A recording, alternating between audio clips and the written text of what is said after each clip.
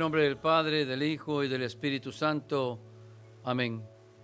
Padre Santo, Padre de bondad, queremos darte gracias por este nuevo día en que nos permites a través de este medio podernos reunir, rogando a tu Santo Espíritu que guíe nuestros pensamientos y palabras, nuestros corazones, y a tu Hijo Jesucristo, nuestro Señor, quien es el camino, la verdad y la vida, que nos sane, nos transforme, y que por medio de la gracia bautismal podamos todos vivir en la plenitud de tus hijos e hijas.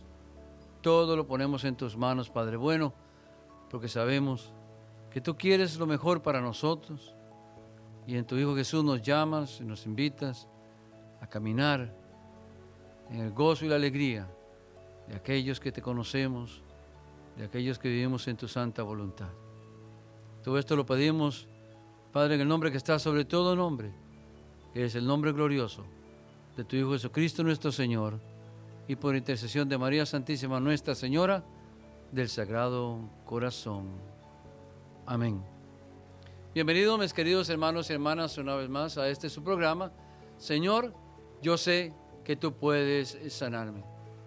Les habla el diácono Jorge González, de la diócesis de Brooklyn y Queens, y miembro de la comunidad Siervos de Cristo Vivo, Casa de la Anunciación en Brooklyn.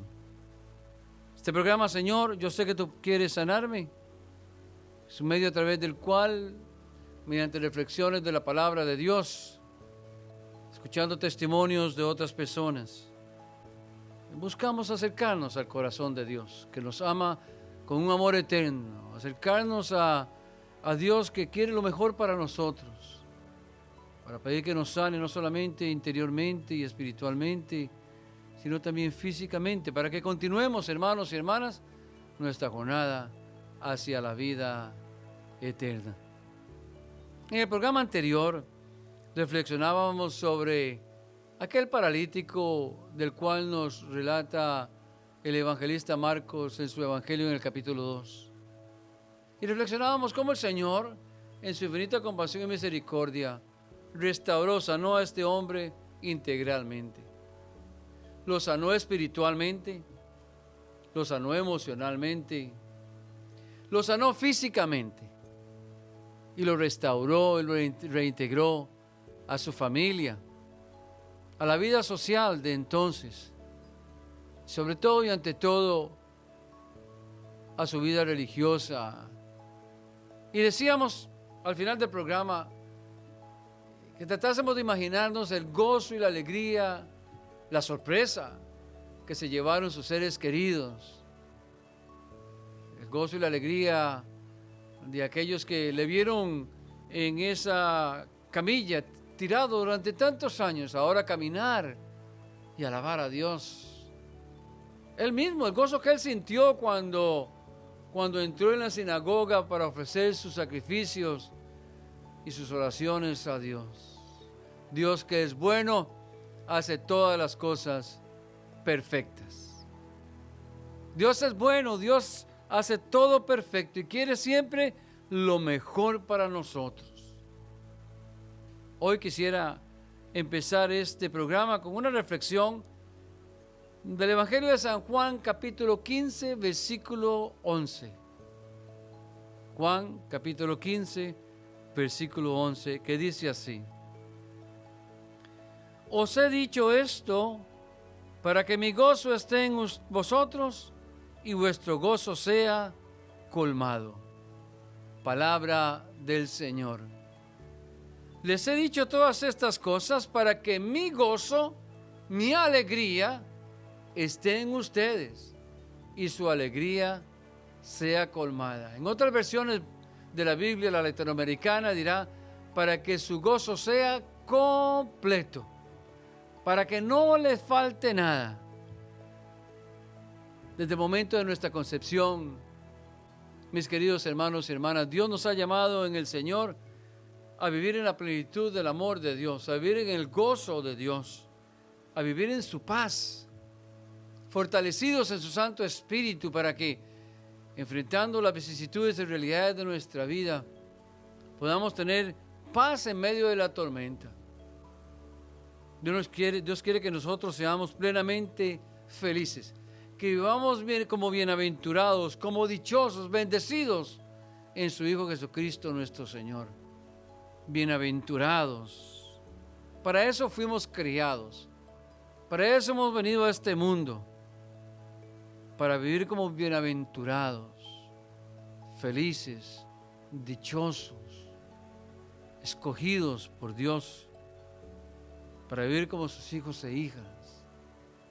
Cuando la Biblia habla del gozo del Señor, está hablando de esa realidad interior que nos permite a nosotros, como decía anteriormente, estar en medio de situaciones difíciles y no perder la paz, no desesperarnos, sino que confiando en Dios, sabiendo que Él en su divina providencia cuida de nosotros, nos guía, nos ayudará a salir de esas situaciones, para no caer en depresión, para no caer en angustias, para que no le permitamos al demonio, al mundo o nuestras propias debilidades esclavizarnos, quitarnos o querer arrancarnos, mejor dicho, de nuestros corazones el gozo y la alegría de ser hijos e hijas de Dios. Dios quiere que seamos felices. Dios no se goza en la tristeza, Dios no se goza en la enfermedad del hombre y la mujer.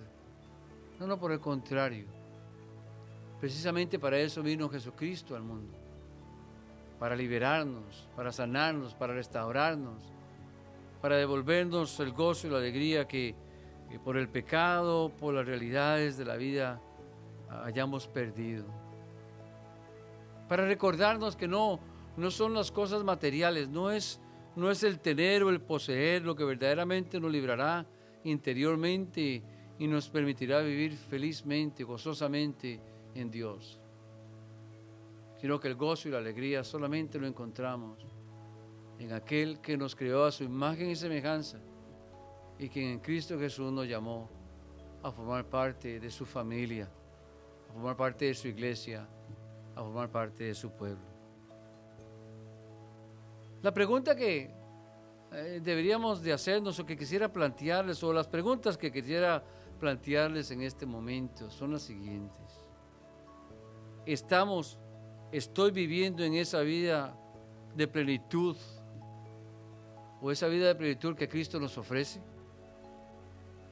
Si Dios me ha creado para vivir en esta plenitud, entonces experimento plenamente el amor de Dios y la salvación en mi vida.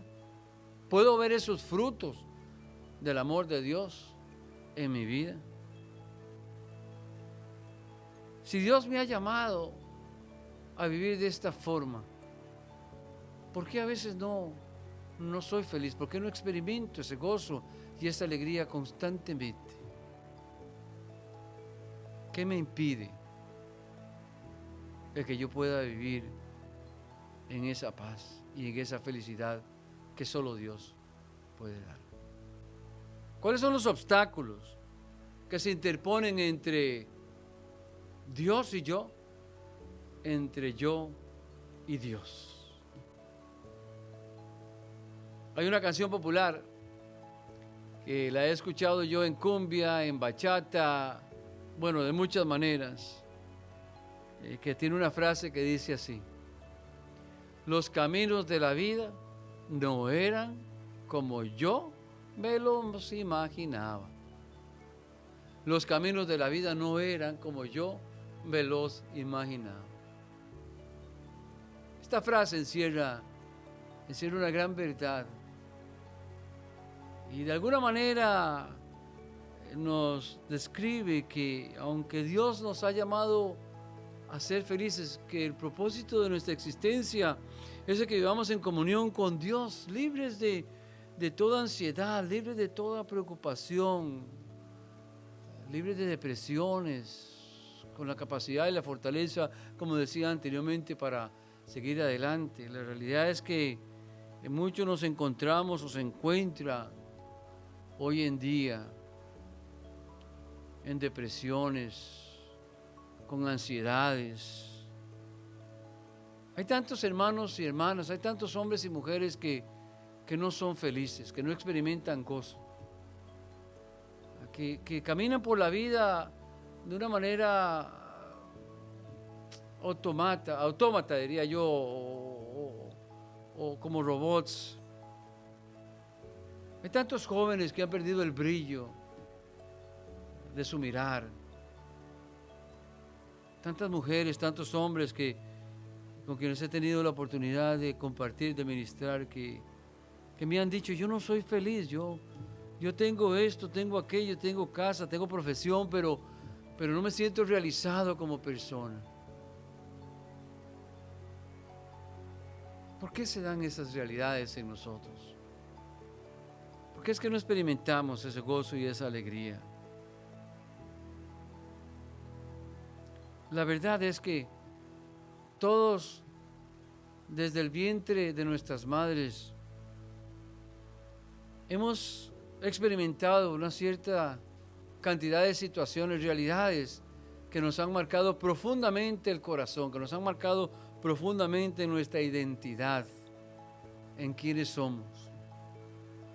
Estas heridas que llevamos por dentro, que aparentemente pudiesen ser o haber sido sanadas, pero que todavía siguen influenciando nuestra manera de comportarnos, nuestra manera de ser, tienen muchísimo que ver con que nosotros no podamos experimentar esa libertad de hijos e hijas de Dios. De hecho, muchas de estas realidades, como en el caso de este servidor de ustedes, lo tuvo atado al alcoholismo, a la droga, por gran parte de su juventud.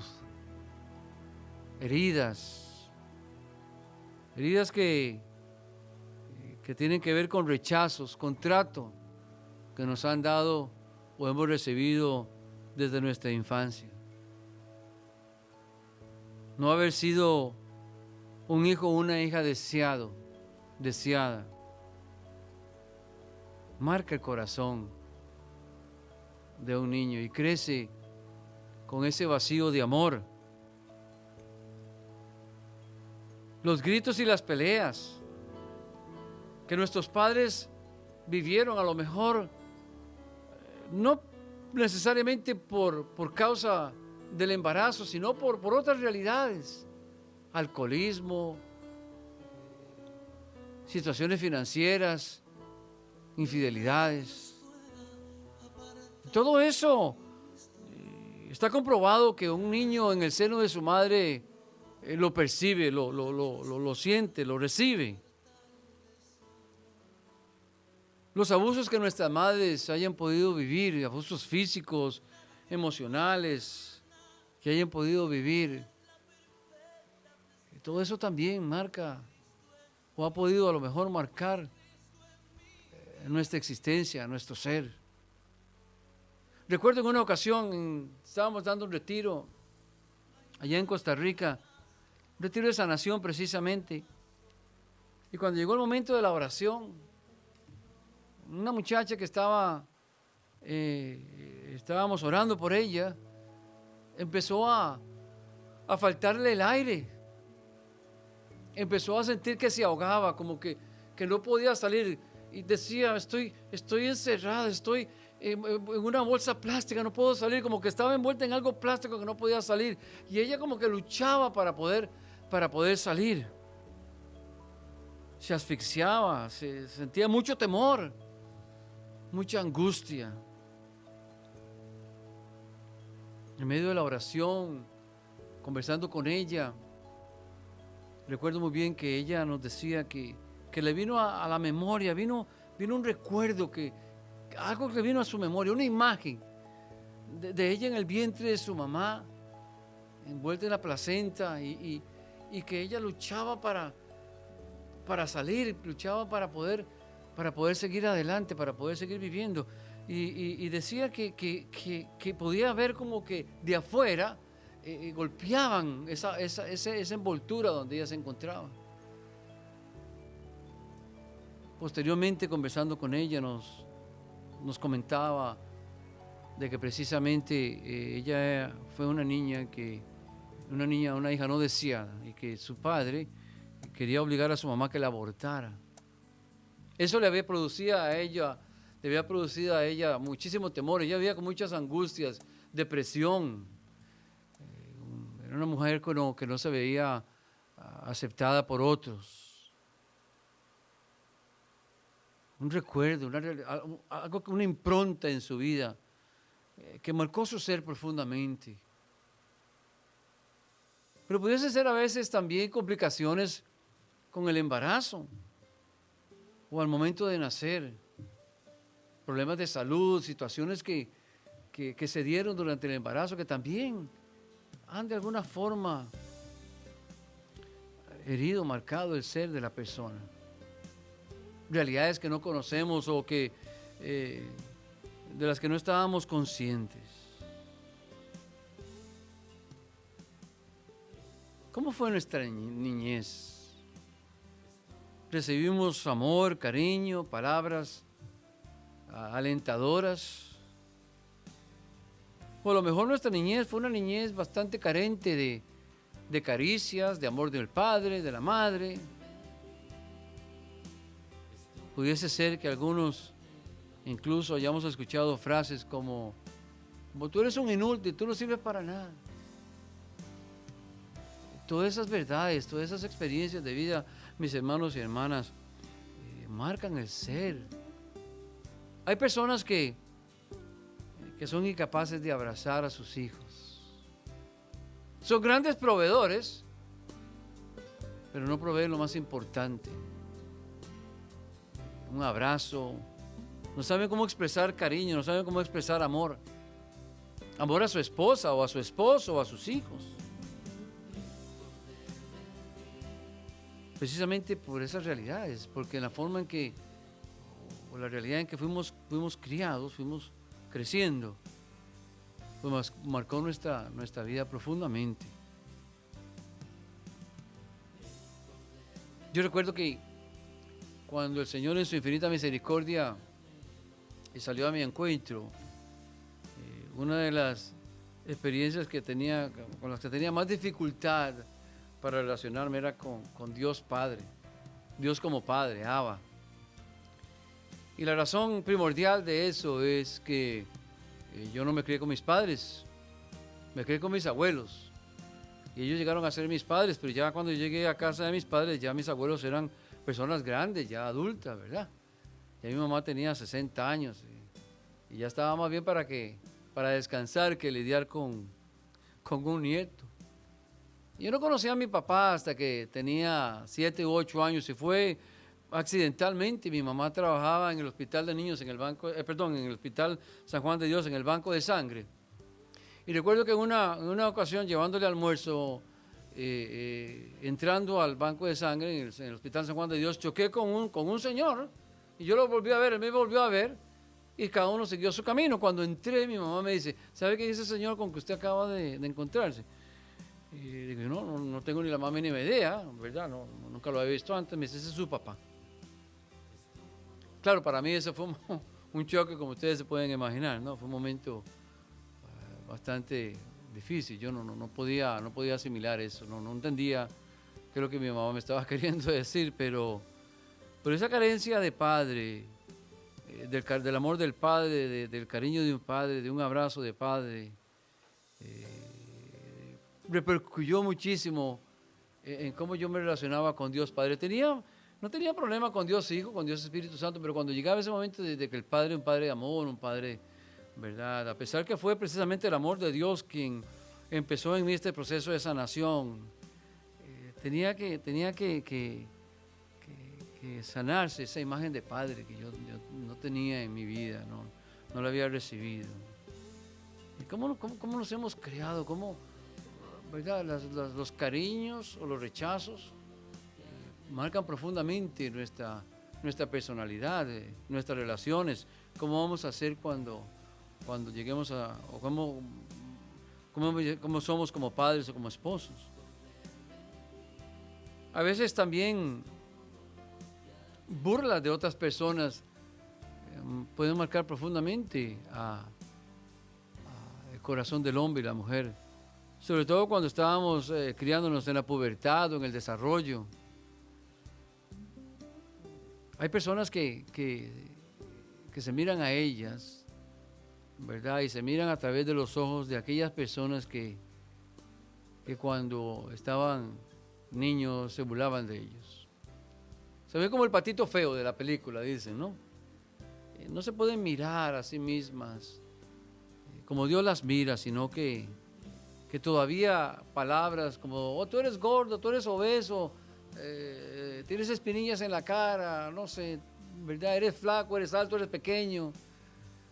Todo eso repercute en cómo nos miramos a nosotros mismos y marca el corazón. Son heridas que llevamos por dentro que nos proyectan lo que se conoce como una falsa autoimagen de nosotros mismos. En la parte afectiva, a lo mejor nos enamoramos y fuimos traicionados, fuimos engañados. Y por eso desconfiamos del cónyuge, somos celosos, ¿verdad? Con unos celos más bien enfermizos, heridas que van con la confianza, con la autoconfianza en la persona. Y ni se diga del abuso físico, el abuso sexual o emocional que produce heridas tan profundas en el ser de la persona, en la identidad, en la personalidad de la persona, que no le permite ser feliz. Son personas que experimentan una gran soledad en su ser. Pueden estar rodeadas de otras personas, pero son personas que se sienten solas, desconfiadas. Siempre se preguntan, cuando alguien se les acerca y les demuestra cariño, cuando alguien se les acerca y les demuestra algún tipo de afecto, ¿qué será lo que quieren? Están buscando algo de mí, esto está buscando algo de mí. Y entonces ponemos mecanismos de defensa, máscaras, ¿verdad? Para protegernos, porque no queremos revivir esa herida de rechazo. Heridas que producen relaciones previas. Nosotros en la comunidad damos retiros de sanación interior para hombres, para mujeres, pero también para matrimonios. Y nos hemos encontrado con muchas situaciones en las cuales los esposos no pueden tener una relación íntima, una relación de esposos, precisamente porque a lo mejor uno de ellos tuvo una relación previa en donde fue abusado o abusada, verbalmente, físicamente, emocionalmente, y entonces quiere pero no puede, hay algo que se lo impide poder entregarse, darse completamente al ser querido. Todas estas y muchas otras realidades, hermanos y hermanas, marcan el ser profundamente y no nos permiten amar, no nos permiten darnos al cónyuge, a la familia, a los seres queridos, no nos permiten establecer incluso una relación de amor con Dios plena, liberadora, sanadora y transformadora. Esto produce lo que se llama enfermedades emocionales, psicológicas, tristezas que no nos explicamos de dónde vienen. Yo les comento esto porque es la mejor experiencia que yo tengo de sanación es mi propia experiencia de sanación. A mí me deprimía muchísimo la lluvia cuando estaba joven.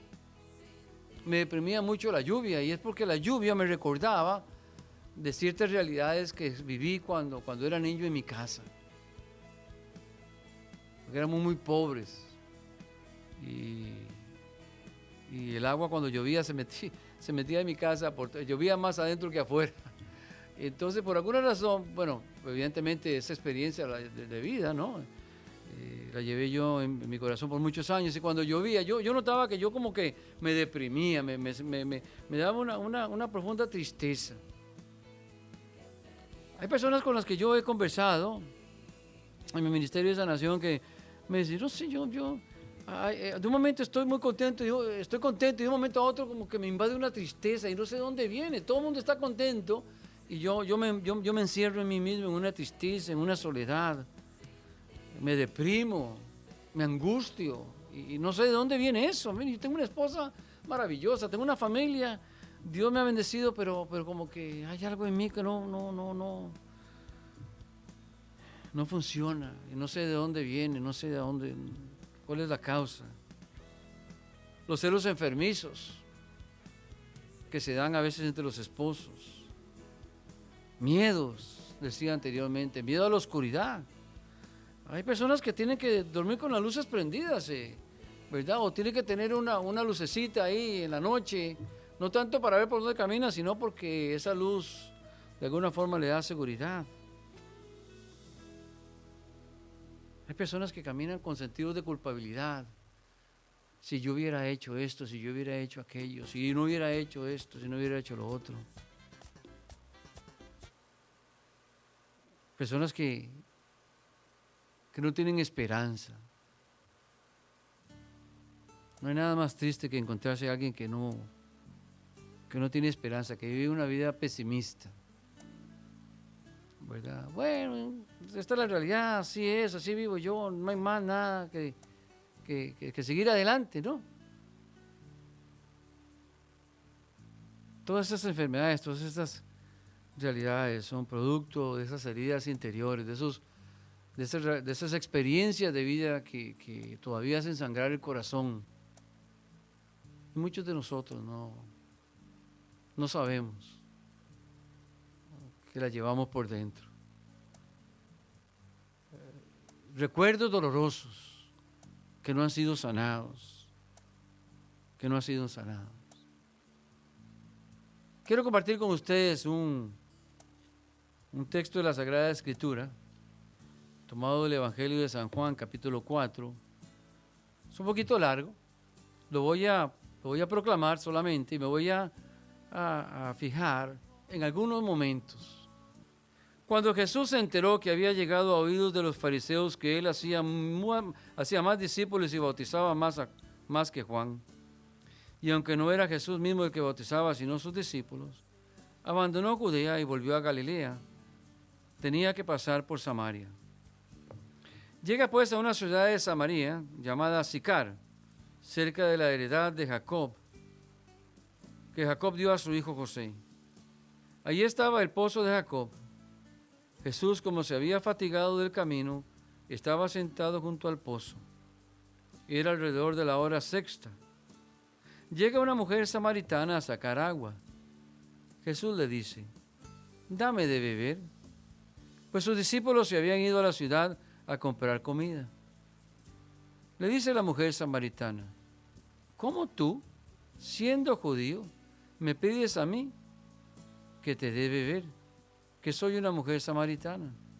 Porque los judíos no se tratan con los samaritanos. Jesús le respondió, si conocieras el don de Dios y quién es el que te dice, dame de beber, tú le pedirías a él y él te daría agua viva. La mujer le dijo, Señor, no tienes con qué sacarla y el pozo es hondo. ¿De dónde pues tienes esa agua viva? ¿Es que tú eres más que nuestro padre Jacob, que nos dio el pozo, y de él bebieron él y sus hijos y sus ganados? Jesús le respondió, todo el que beba de esta agua volverá a tener sed, pero el que beba del agua que yo le dé no tendrá sed jamás, sino que el agua que yo le daré se convertirá en él en fuente de agua que brota para la vida eterna. Le dice la mujer, Señor, dame de esa agua para que no tenga más sed y no tenga que venir aquí a sacarla. Jesús le dice, vete y llama a tu marido y vuelve acá. Respondió la mujer, no tengo marido. Jesús le dice, bien has dicho que no tienes marido, porque has tenido 5 maridos y el que ahora tienes no es el tuyo. En eso has dicho la verdad. Le dice la mujer, Señor, veo que eres un profeta. Nuestros padres adoraron en este monte y vosotros decís que en Jerusalén es el lugar donde se debe adorar. Jesús le dice, créeme, mujer, que llega la hora en que ni en este monte ni en Jerusalén adoraréis al Padre. Vosotros adoráis lo que no conocéis. Nosotros adoramos lo que conocemos, porque la salvación viene de los judíos. Pero llega la hora y ya estamos en ella, en que los adoradores verdaderos adorarán al Padre en espíritu y en verdad. Palabra del Señor. En el Evangelio de San Juan, toda acción de Jesús, como diría el Chavo del Ocho, está fríamente calculada. Jesús no hace ni dice nada al azar o por obra de la casualidad. Jesús, regresando de la Judea, y pasa por ese pueblo intencionalmente a esa hora para encontrarse con esta mujer, de la cual no sabemos el nombre, no sabemos cómo se llama, sabemos que es samaritana, es lo único que sabemos de ella, y que venía a recoger agua a mediodía, la hora sexta, la mediodía.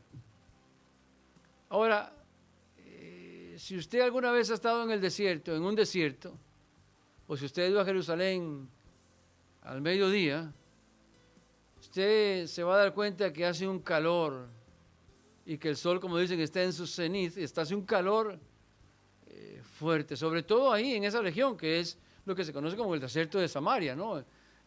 Esas ciudades están prácticamente en el desierto, fueron edificadas, construidas en el desierto. Y esta mujer viene sola con un cántaro desde su casa al pozo, a sacar agua. La pregunta que debemos de hacernos es, ¿por qué razón ella hace algo que probablemente en la mente de todos los demás es una acción descabellada? Porque el agua o se recogía en la mañana cuando estaba saliendo el sol, o se recogía en la tarde con lo que se llama la fresca de la tarde, pero nunca a mediodía. Ella decide ir al mediodía por una sencilla razón, porque a esa hora no se iba a encontrar con absolutamente nadie en el pozo. Ni con las otras mujeres que iban a recoger, ni con otros hombres. Ni con aquellas mujeres que, conociendo quién era ella y el estilo de su vida, la iban a insultar, la iban a abusar, le iban a decir cuánta cosa, cuánta se les viniera a su mente. Ni tampoco de los hombres, porque a lo mejor alguno de ellos había pasado por su casa. Le iban a tratar a lo mejor de tomar ventaja de quién era ella. Es una mujer que vive en el temor, una mujer que vive prisionera de su pasado, de su realidad. Y por eso solitariamente decide ir al mediodía a recoger agua. Para sorpresa de ella se encuentra con un hombre. Y ese hombre le pide de beber. Claro, esa acción pareciera no tener mucha repercusión hoy en día. Pero en tiempos de Jesús, que una mujer estuviese hablando con un hombre sola, eso podría tener repercusiones muy serias en la vida de la mujer. Y sin embargo, al llegar al pozo, sucede algo extraordinario. Jesús toma la iniciativa y establece con ella un diálogo. Jesús toma la iniciativa y establece con ella un diálogo. Bien sabe Jesús quién es ella. Bien sabe Jesús que es samaritana. Y Jesús sabe muy bien la realidad entre los samaritanos y los judíos. No se querían, no se podían ver, no se soportaban, mucho menos conversar. Por eso que la mujer le hace ese reproche a Jesús. ¿Y cómo tú, siendo judío, me pides a mí, que soy samaritana, que te dé de beber? Es que hay que ponerle un tono a esa voz de la mujer. ¿Cómo te atreves tú, siendo judío, pedirme a mí que te haga ese favor? ¿No sabes que yo soy samaritana y que nosotros no nos llevamos? Pero Jesús no se detiene ante esa situación. Ella es también víctima, ¿verdad?, de una discriminación racial. Qué interesante. Una mujer víctima de la situación en que vivía, rechazada, ¿verdad?, juzgada, marcada, no solamente por la forma en que vivía, por lo que hacía, sino también racialmente como samaritana. Pero Jesús establece con ella este diálogo, y es un diálogo que la va a llevar a ella a mirarse a sí misma. Por eso en ese intercambio, Jesús le ofrece a ella una agua viva. Jesús le ofrece a ella una agua renovadora, un agua que renueva también. Por eso dice, de su interior brotará agua viva, ¿verdad? Para la vida eterna. Y en ese diálogo Jesús la confronta a ella con su realidad. Cuando le dice, llama a tu marido. Y ella se siente descubierta, no tengo marido. Y Jesús le dice, ciertamente el que tienes no es el tuyo, y has tenido 5 que tampoco son tuyos. Ahora, ¿qué es lo que está sucediendo ahí en este encuentro tan hermoso entre la mujer samaritana y Jesucristo? Jesús no la está llevando a ese momento de mirar, de encontrarse con su propia realidad para condenarla, o para señalarla, o para juzgarla, o para decirle una u otra cosa. Por el contrario, Jesús lo que quiere es que ella, mirando su realidad, descubriendo quién es Él y qué es lo que Él le ofrece, ella se abra a esa agua viva que sana el corazón, que sana el ser, que sana su interior. Este encuentro con la mujer samaritana, o entre Jesús y la mujer samaritana, son un ejemplo de cómo Dios nos llama por medio de Jesucristo a que, mirando nuestras realidades interiores, esas heridas de rechazo, no sabemos cuál fue la realidad del primer marido que esta mujer tuvo. A lo mejor la abusó, la dejó, la engañó, pero eso la llevó a ella a vivir de una forma.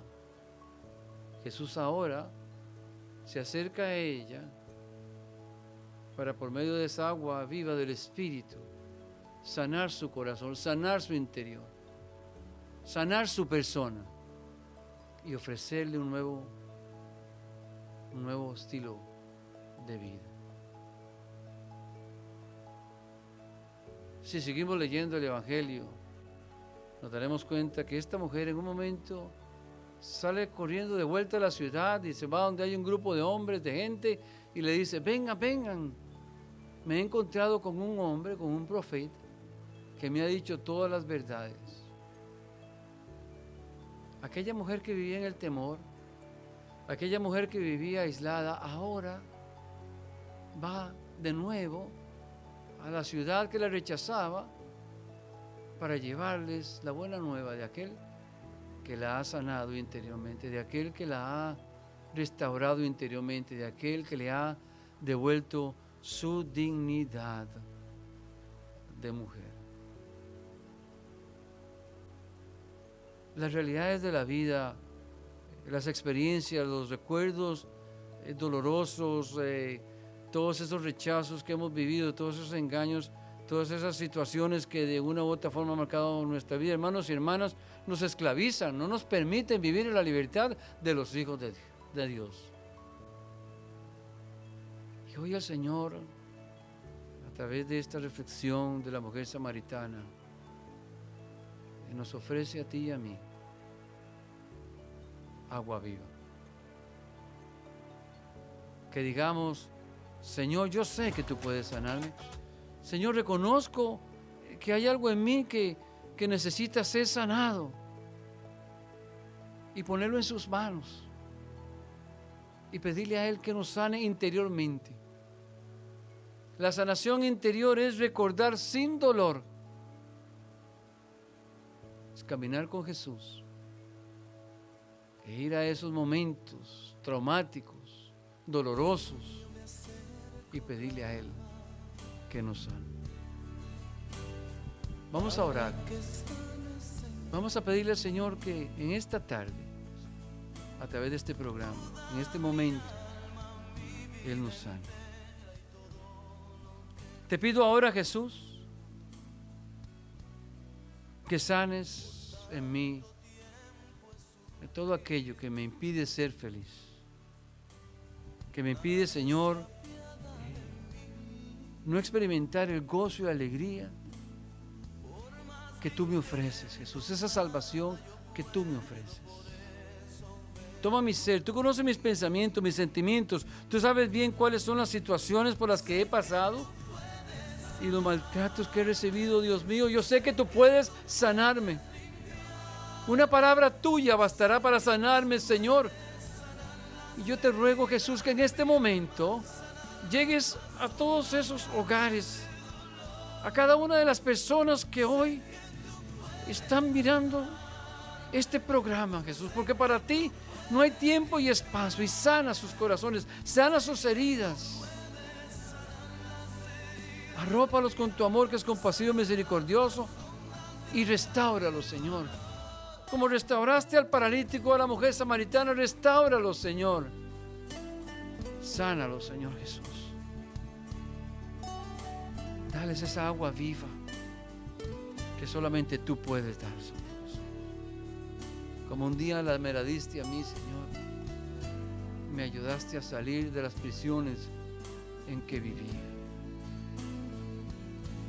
de las tristezas y angustias, de los temores en que vivía, porque para ti no hay nada imposible. Sánanos, Señor. Te alabo, Señor, te bendigo, te glorifico, a ti honor, poder, gloria y alabanza en este momento. Yo sé que tú puedes sanar. Gracias, Señor Jesús. Amén.